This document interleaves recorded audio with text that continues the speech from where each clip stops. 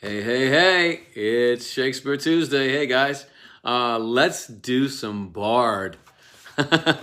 uh, so, when we last left it, basically, Macbeth has killed the king. That's not good. Then he had to kill his best friend because he was afraid that his best friend knew that he killed the king. That's Banquo down. And then Banquo's ghost visits him during a party, and now he looks insane to all the people in the kingdom and his wife. And then freaking out about that, he's decided to go visit the witches and find out what the hell is going on. And he has said, I don't care what the consequences of going to talk to witches are. I'm going to find out what is up. So we are at Act 4, Scene 1. And we have the beginning of the scene is just the witches talking to each other, and they are doing a spell, and they've got a cauldron. Okay, so this is a problematic scene. So in this scene we have double toil and trouble, fire burn and cauldron bubble. It's such a famous line, and it can be a laugh line at this point. And there's about a page of this kind of incantation going on. Now, during Shakespeare's time, if you said the word good, it brought good to you. If you said the word evil, you were risking that evil's energy would come to you. And so Shakespeare's audience, by having witches on stage incantating like this, was very controversial.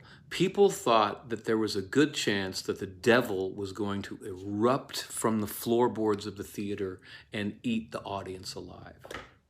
It was like a big deal. Like, how dare Shakespeare be doing this? Irresponsible, dangerous. I think Shakespeare was doing it. He was trying, obviously, I think, to scare the living crap out of the audience. So the worst thing that can be done is to allow this scene not to be scary. You have to find a way. All it really is witches going around a cauldron going, double, toil and trouble, fire burn and cauldron bubble. It's also rhyming, which is also a problem. So however you approach this, if you produce the play or do a movie, you've got to find a way to make it scary. I hope I don't offend anybody, but if I was to direct the scene, I would strap a 13-year-old male kid to a chair. I would have the witches stripping flesh off of cadavers, and I would have them incantating on that flesh and force-feeding it to the child until the child throws it all up and starts basically speaking in tongues and starts saying prophecy. That's the scariest thing that I can think of. It's the most disgusting, horrifying image that I could come up with. I'm sure everybody could come up with their own way to do it, but I'm open to any idea as long as I find it to be absolutely horrifying. It's got to be scary. So they're incantating, and Macbeth comes in, and he's all hot and bothered, and he wants answers. So he says, oh, Hetka shows up too. So they're incantating, and then Hetka comes in. It's getting more serious. And then right after Hetka comes in, Macbeth says, how now, you secret black and midnight hags? What is it you do? A deed without a name. I conjure you by that which you profess. However you came to know it, answer me. Though you untie the winds and let them fight against the churches, though the yeasty waves confound and swallow navigation up, though bladed corn be lodged and trees blown down, though castles topple on their warders' heads, though palaces and pyramids do slope their heads to their foundations, though the treasure of nature's germans tumble all together, even till destruction sicken, answer me to what I ask you. Okay, so, love that speech. He's just, I don't care what the price is, he's saying. I don't care what the price is for me. I don't care what the price is for Earth. I want this answer. So some of this imagery is just incredible. Though you untie the winds and let them fight against the churches. So let hurricanes come and pound churches. Though the waves swallow navigation up. Let sailors at sea be killed by the ocean. Though bladed corn be lodged. So this is an image during really high winds. People would, after the hurricane was over, they would go out and they would notice that blades from corn stalks would get lodged in like wooden fences. The wind would be so strong that it would treat the leaf of a corn stalk like a blade, and it would just go into wood. So I love that image. Though bladed corn be lodged and trees blown down, though castles topple on their warders' heads. The warders are the people in the castle, the people who own the castle. So let castles just collapse. Though palaces and pyramids do slope their heads to their foundations, let that collapse. Though the treasure of nature's germans tumble all together. Even, it's his way of saying, let DNA fail. Let the way that plants germinate and grow new plants, let all of that go away. Let us no longer be able to grow food and just put a seed in the ground and nothing happens. I don't care if that happens, just answer me. So he wants his answer. So, and they're like, oh, cool. Yeah. Which, speak, demand, we'll answer. And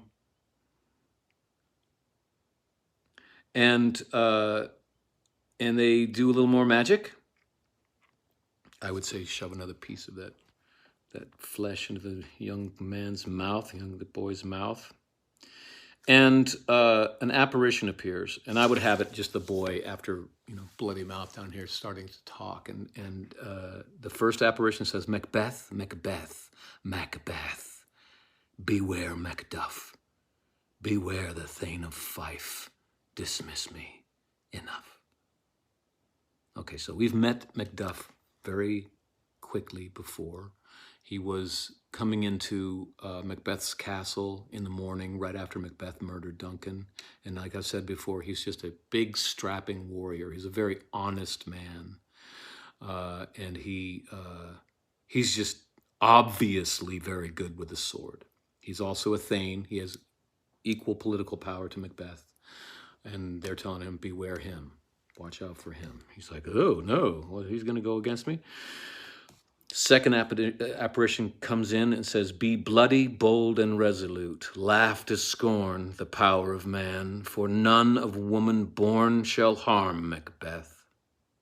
And Macbeth's very happy about that. He says, okay, so basically, if you've been born of a woman, you can't kill Macbeth. And Macbeth's like, well, that's really good. That's great, And he's like, then live Macduff. He's like, okay, with Macduff, I won't kill you. I was thinking about it after the first apparition told me that I should beware of you. But now that I know that you can't kill me, go ahead, live Macduff. What need I fear of thee? Then he changes his mind. But yet I'll make assurance double sure, and take a bond of fate. Thou shalt not live, that I may tell pale-hearted fear it lies, and sleep in spite of thunder. So, yeah, but you know what? I'll kill you just to be safe, because I'm having trouble sleeping, and I think I'd sleep better if you were under the earth. Third apparition comes in. It says, be lion-mettled, proud, and take no care who chafes, who frets, or where conspirers are. Macbeth shall never vanquished be, until great Burnham wood to high Dunsinane hill shall come against him. So basically saying, don't worry about anything. Don't worry about anyone who chafes. If you say something, they're like, oh man, I hate hearing that. If they fret, worry, or if there's conspirers, if people are conspiring against you, don't worry about any of that, because you are not going to be unseated from that throne until the forest that surrounds your castle gets up and walks. And Macbeth's like, That's awesome. That's never going to happen. I'm super happy about that. And this all sounds really good. And so he's all happy, and then he goes, yet my heart throbs to know one thing. Tell me, if your art can tell so much. Shall Banquo's issue ever reign in this kingdom? So he's killed Banquo. He wanted to kill his issue, his son, but he failed in killing Fleance. He failed in killing his son. Fleance got away from the murderers, so that's still on his mind, because in the beginning of the play, the witches tell him that, Macbeth, you're going to be king, but your kids aren't going to be king. Banquo, you're not going to be king, but your kids are going, and their kids, they're all going to be royalty. They're all going to rule the country. So that's why one of the reasons Macbeth tried to kill them both, and Fleance is still out there. So he wants to know that. And they show him. And they show him Fleance and Fleance's son and Fleance's grandson and great-grandson, all in succession, stretching out to the horizon of kings. They're all wearing the crown. And then they leave, leaving Macbeth alone. And that's obviously the worst news in the world. And then his servant, Lennox, comes in and tells him that Macduff, who he's just been told to beware of, has fled to England. And we learned about that, last week. Some other Thanes were talking about the fact that Macduff had gone to England with Malcolm to try to raise an army and unseat Macbeth. So this is when Macbeth finds out about it. And that's like, woo. So they're raising an army, huh? Okay. So Macbeth then turns to the audience, and this is a soliloquy, so he's talking directly to them. And he says, "Time, thou anticipatest my dread exploits. The flighty purpose is never undertook unless the deed go with it. From this moment, the very firstlings of my heart shall be the firstlings of my hand. Even now, to crown my thoughts with acts, be it thought and done.